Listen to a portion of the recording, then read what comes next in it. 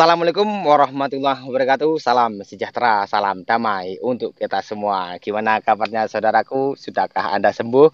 Sudahkah Anda bisa makan pantangan? Apakah makan Anda sudah banyak? Ini saudaraku ya, video kali ini saya akan membahas masalah pendamping. Nah, jadi perlukah kita para penderita asam lambung ini memiliki pendamping? Nah, siapakah pendamping ini? Apa fungsinya? Simak videonya baik-baik. Tetapi yang belum subscribe, pastikan Anda sudah subscribe dan di like videonya supaya saya tambah bersemangat untuk mementori Anda supaya Anda semua termotivasi semangat sembuh dengan cara-cara simpel, cara-cara deso dari hobi Mas DJ, dan supaya channel ini terutama video-videonya ya saudaraku ya bisa menjadi jalan kesembuhan untuk kita semua. Amin ya robbal alamin.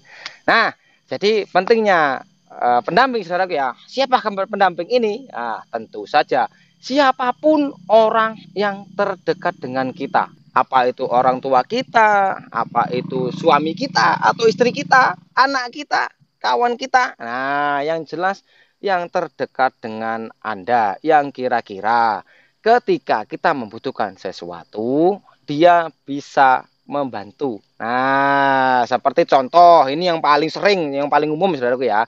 Ketika kita makan, tentu saja kita para penderita asam lambung ini kan makan kita sangat terbatas. Beda dengan orang yang normal atau orang yang sudah sembuh. Jadi kita itu khusus sebetulnya. Jadi perlunya dua menu di satu meja makan itu. Nah inilah ketika kita tidak cerita dengan para pendamping kita, maka biasanya ini akan menjadi sebuah apa ya Derki ya, kalau bahasanya itu jangan makan itulah nanti kamu kurang gizi, masa makannya itu melulu nanti badannya kurus. Nah biasanya seperti itu, sedangkan memang apa-apa yang kita butuhkan ini kan khusus gitu loh saudaraku ya. Jadi ketika mereka tidak mengerti, maka ini akan membuat kita ragu. Apa iya sih saya ini badan saya mengurus gara-gara saya makan ini saja? Apa ya sih badan saya ini terus keliyeng-keliyengan kok, apa gara-gara memang benar-benar kurang gizi? Padahal kalau kita memakan makanan yang memang belum bisa kita makan, maka kondisi kita pun akan semakin memburuk. Nah, jadi gitu saudara ya. Jadi untuk apa sih kita mau makan A, makan B, makan C kalau kira-kira lambung kita itu belum siap? Tetapi kalau ketika sudah siap, mudah-mudahan akan kembali normal. Nah, yang jelas fokuskan dulu ke lambung kita. Kembali lagi ke pendamping saudaraku ya. Ini bagi kita para lelaki ini ya, khususnya kita kan ketika mempunyai seistri dan mempunyai anak, terus terangnya kita kan membutuhkan banyak biaya untuk menghidupi anak istri kita, sedangkan kondisi kita sedang sakit. Nah, di posisi inilah kita perlunya pendamping untuk memahami diri kita dengan cara ajak menyimak video dari hobi Mas DJ, supaya mereka tahu bahwa penyakit kita ini kan terus terangnya lama sembuhnya. Kita mata pencarian kita terganggu, mental kita terganggu, fisik kita terganggu. Pokoknya apa-apa yang kita lakukan ini belum bisa normal.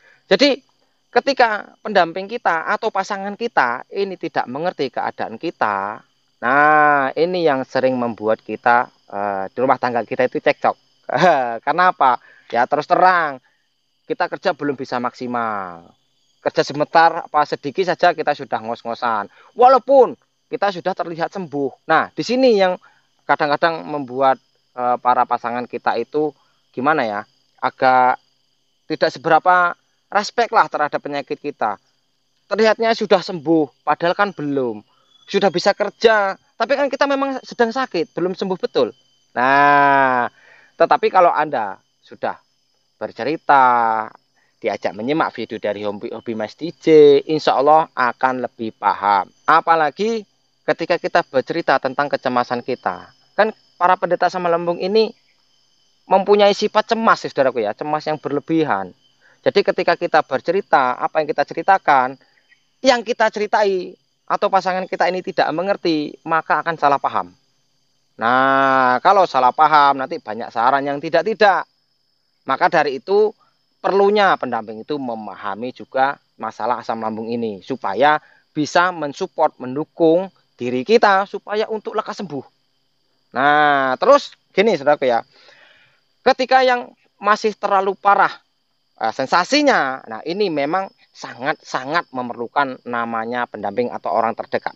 Nah, ini kan pernah saya bahas di video-video saya sebelumnya, saudaraku ya. Memang kita para penderita asam lambung ini, ketika kita terkena penyakit inilah, kita baru sadar kita itu memang membutuhkan orang-orang di sekeliling kita. Nah, ketika misalnya masih terlalu parah tadi, otomatis kita sangat memerlukan. Kalau Anda, termasuk saya dulu ya, mau makan saja, apa-apa yang mau saya makan itu harus ada yang menyiapkan. Kenapa? Saya sendiri belum mampu. Misalnya Anda yang sebagai istri, misal, bicarakan kepada suami Anda. Apa-apa, minta tolong eh, besok pagi saya mau sarapan ini. Tolong disiapkan. Ketika saya bangun, saya langsung bisa menyayurnya, bisa langsung saya sarapan. Supaya tidak lama-lama. Nah, kan pernah saya bahas di part 30. Jangan sekali-kali kita telat makan, terutama sarapan. Bangun tidur, kalau bisa itu langsung sarapan. Minum air 2 gelas bagi yang sudah sanggup 2 gelas. Kalau belum sanggup ya 1 gelas, tidak masalah. Terus kita segera sarapan. Ketika kita telat-telat sarapan, maka kesiangan harinya atau ke sore harinya, sensasi kita tidak kunjung reda. Nah, bisa Anda perhatikan sendiri. Terus kemudian kalau misalnya kita mempunyai anak kecil, nah ini kadang-kadang membuat kita serba repot, saudaraku ya. Sebagai istri, mau ngurus rumah tangga, mengurus suami, mengurus anak, terkena asam lambung pula. Nah, ini agak susah ini. Ini memang harus benar-benar suami Anda itu diberi pemahaman yang lebih. Nah, tetapi gini saudaraku ya, semua yang saya bicarakan dari part sebelum-sebelumnya, saya tidak menginginkan Anda bersifat manja. Orang yang harus mengetahui keadaan kita, ya kita sendiri. Gitu loh. Saya akan membantu Anda hanya lewat video. Ketika Anda mengalami sesuatu yang mungkin belum pernah saya jelaskan, Anda hanya bertanya di kolom komentar. Kita tidak bisa ketemu. Jadi kalau Anda tidak bisa mengontrol diri Anda sendiri, ya mau sampai kapan? Anda akan sulit sembuh. Apalagi ketika Anda manja, misal apa-apa bercerita, apa-apa ngomong selalu berbicara dengan pasangan Anda. Nah, bukannya tidak boleh, boleh. Tetapi kalau bisa kita menyiapkan apa-apa yang kita butuhkan itu, kita bisa menyiapkan sendiri. Nah, lebih baik kita siapkan sendiri, karena kita yang lebih paham. Tetapi kalau kita memang tidak mampu untuk menyiapkan sendiri, bicarakan dengan pendamping kita. Karena apa? Pendamping pun tidak akan gimana ya, 100% memahami keadaan Anda. Nah, kembungnya bagaimana, keling-kelingannya bagaimana, rasa cemas Anda itu bagaimana. Mereka tidak akan 100% itu paham. Pernah saya bahas, ketika kita dicubit, yang merasakan dicubit ini, ya yang dicubit, ya saya ini sakit. Saya yang merasakan, bukan Anda. Walaupun Anda tahu ini sakit. Nah, ya kan? Gitu loh logikanya. Jadi, perlunya kita mentor, seperti video-video seperti ini akan sangat membantu proses penyembuhan kita. Karena, gini saudaraku ya, saya sudah lebih dulu mengalami hal-hal seperti ini. Saya tidak akan bicara seperti ini kalau saya tidak mengalami. Nah, saya dulu ya sama seperti Anda, belum makan santan, belum bisa makan sambal, belum bisa makan yang kecut-kecut. Saya sudah mengalaminya lebih dulu dan alhamdulillah dengan cara-cara desa saya, alhamdulillah saya bisa sembuh total. Nah, saya membuat video seperti ini, inilah wujud syukur saya karena saya bisa lepas dari asam lambung anxiety psikosomatis yang saya alami. Karena memang tidak mudah untuk bisa keluar dari penyakit ini. Kita perlu paham diri kita sendiri dan perlu memahami masalah asam lambung. Nah, masalah pendamping ini saya bahas lagi. Misalnya untuk jalan sore, apalagi kita ya saudaraku yang mempunyai anak kecil misal, itu perlunya pendamping. Kita bicarakan dengan suami atau istri kita. Jadi gantian, ketika sore ya, gantian mengasuh anaknya. Saya mau jalan sore, karena sesuai arahan Mas DJ, jalan sore ini membuat lambung saya cepat sembuh. Bicarakan saja seperti itu. Nah, dan memang Anda teliti sendiri, ketika Anda sudah rajin jalan sore, sudah banyak minum, makan teratur, mudah-mudahan kesembuhan akan datang.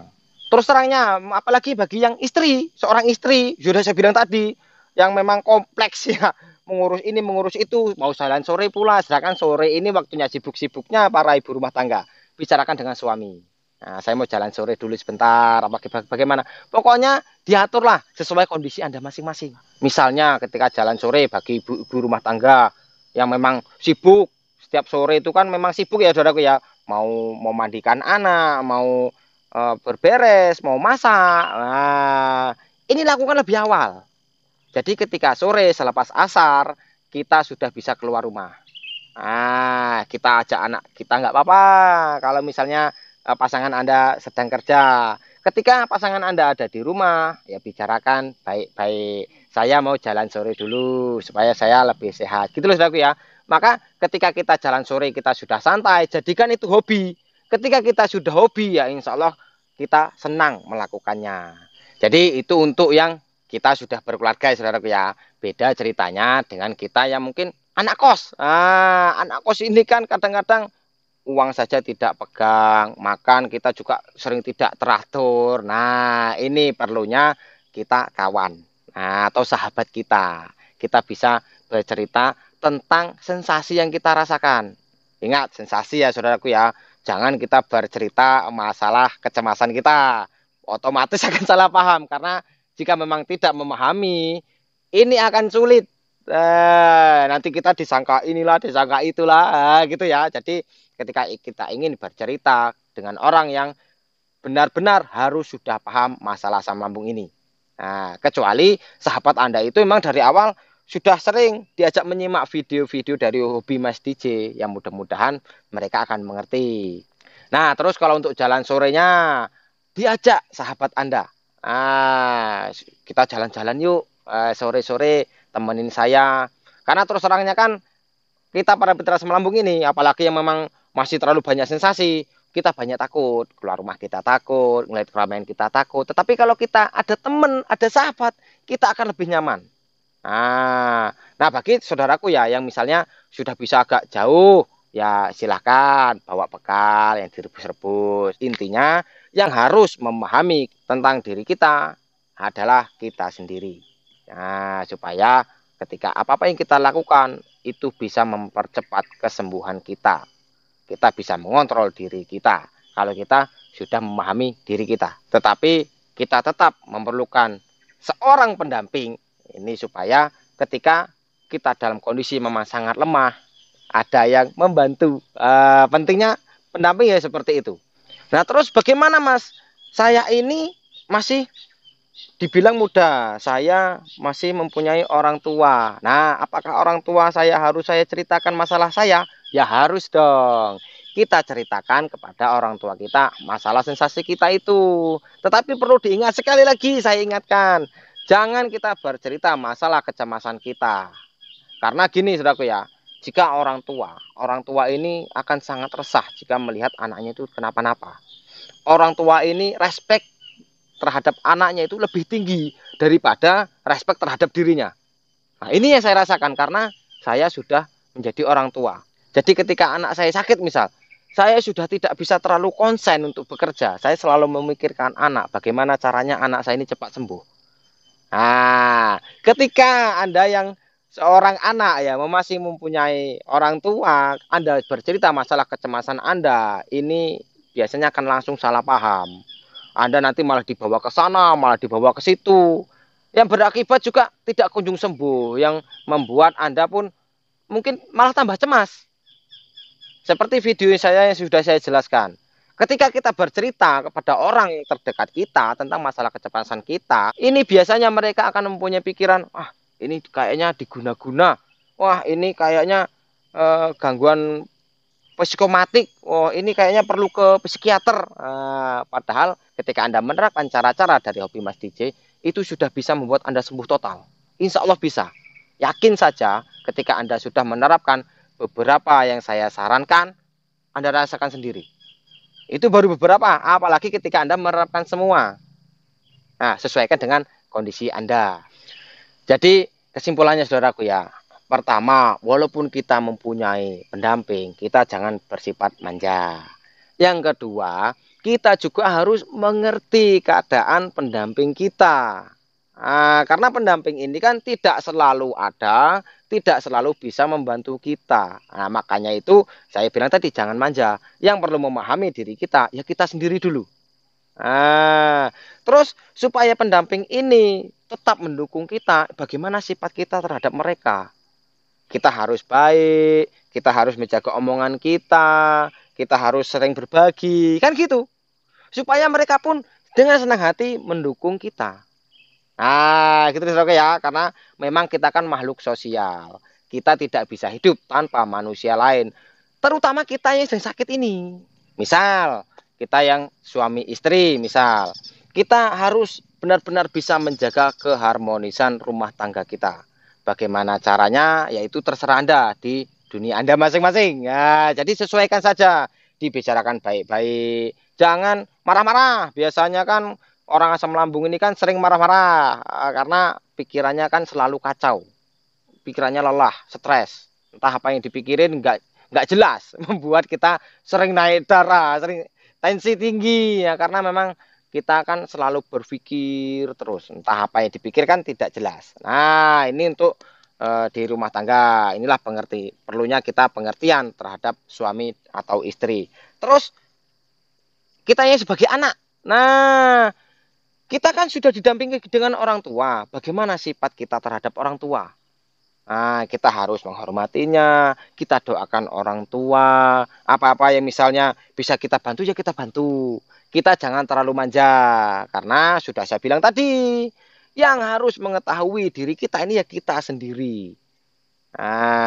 Supaya juga kita lekas sembuh dan memang kepada pendamping ini selalu bisa mensupport kita ketika mereka senang terhadap kita. Terus yang anak kos. Ini anak kos ini biasanya spesial ini. Biasanya kan telat-telat makan, makannya ceroboh. Biasanya juga kan memang sering terkena asam lambung, terkena gangguan-gangguan di lambung ini paling sering. Yang jelas Anda harus selalu bersifat baik dengan sahabat Anda. Terus ketika Anda bisa membantu, ya dibantu. Apa yang mereka perlukan, kalau kita bisa bantu, ya kita bantu. Apa pikiran, apa tenaga, kalau kita punya materi, ya kita bantu juga tidak masalah. Karena orang terdekat inilah yang memang akan menolong kita pertama kali ketika kita susah. Kita kan sedang sakit. Kita manusia, kita tidak bisa hidup tanpa manusia lain. Apalagi kita sedang sakit. Paham ya saudaraku ya? Jadi silahkan Anda ajak para pendamping Anda itu untuk menyimak video dari Hobi Mas DJ dari part ke part yang lain terus sampai paham. Mudah-mudahan video-video dari Hobi Mas DJ menjadi jalan kesembuhan untuk kita semua. Jika ada salah ucap, salah kata, saya mohon maaf karena saya manusia biasa. Kepada yang kuasa saya mohon ampun. Jika ada benarnya, itu datanya dari yang kuasa untuk Anda. Mudah-mudahan kita semua bisa lekas sembuh berjamaah. Saya akhiri. Assalamualaikum warahmatullahi wabarakatuh. Salam damai.